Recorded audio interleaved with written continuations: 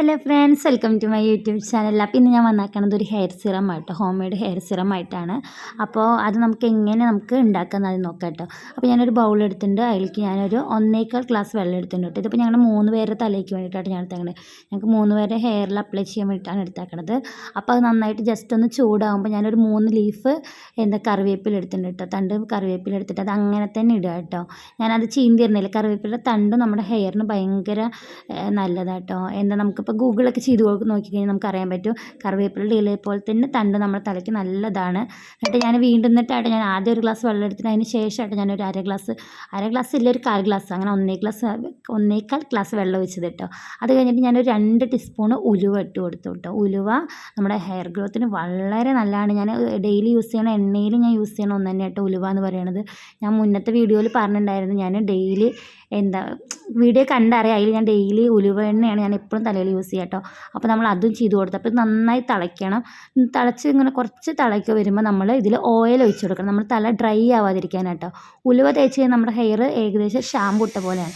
അപ്പോൾ അത്ര ഡ്രൈ ആവാതിരിക്കാൻ വേണ്ടിയിട്ട് നമ്മൾ എന്ത് ചെയ്യണം, നമ്മൾ 2 മൂടി വെളിച്ചെണ്ണ ഒഴിച്ച് കൊടുക്കണം കേട്ടോ. അപ്പോൾ ഞങ്ങളിത് 3 പേർക്കുള്ളതാട്ടോ ഉണ്ടാക്കണം. നമുക്ക് വേണമെങ്കിൽ ഒരാൾക്കൊക്കെ ആണെങ്കിൽ ഒരു 1/2 ഗ്ലാസ് വെള്ളം എടുത്തിട്ട് 1/4 ഗ്ലാസ് ആവണ വരെ നമുക്ക് തിളപ്പിച്ചിട്ട് യൂസ് ചെയ്യാം.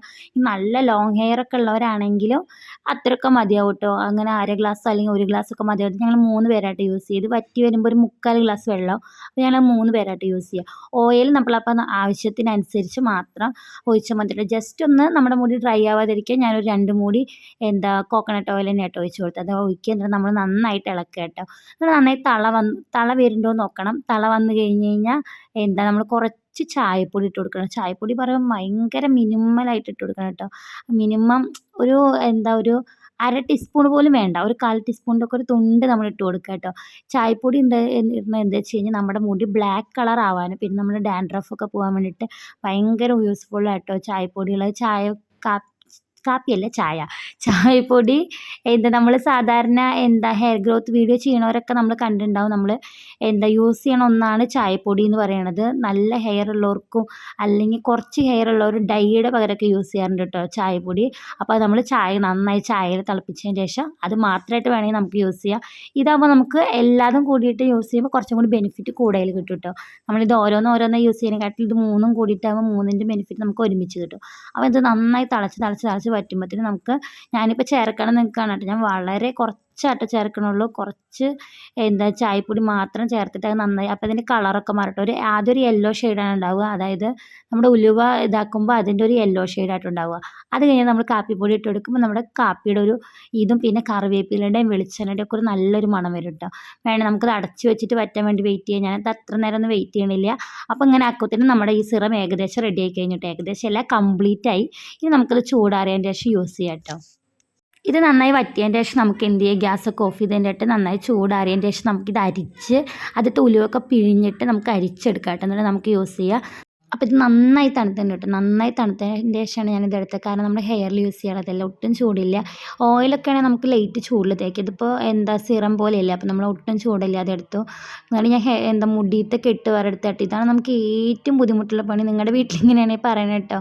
ഒരു തലയിൽ കൈ വയ്ക്കുമ്പോഴത്തേനും ഇവിടെയൊക്കെ എവിടെന്നാ വേദന വരുന്നതാവും. മൂക്കൊക്കെ തിരുമ്പി ആകെ ഇതാക്കുന്നത്. 2 പേരെ ഞാൻ നിർത്തിയിട്ടുണ്ട്. ഇതിപ്പോൾ നല്ല ഒരു കൊഴുപ്പുള്ള പോലെ ഒരു വെള്ളമായിട്ടുണ്ട് കേട്ടോ. നമ്മൾ ഇത്ര ഇങ്ങനെ തിളപ്പിച്ച് ആ ഉലുവ നല്ല കൊഴുപ്പുള്ള സംഭവമാണ്. അപ്പോൾ അതിൻ്റെ ഒരു കൊഴുപ്പ് പോലെയുണ്ട്. എന്നിട്ട് നമ്മൾ കറക്റ്റ് നമ്മുടെ സിറം എങ്ങനെയാണോ അതുപോലെ തന്നെ ഉണ്ട്.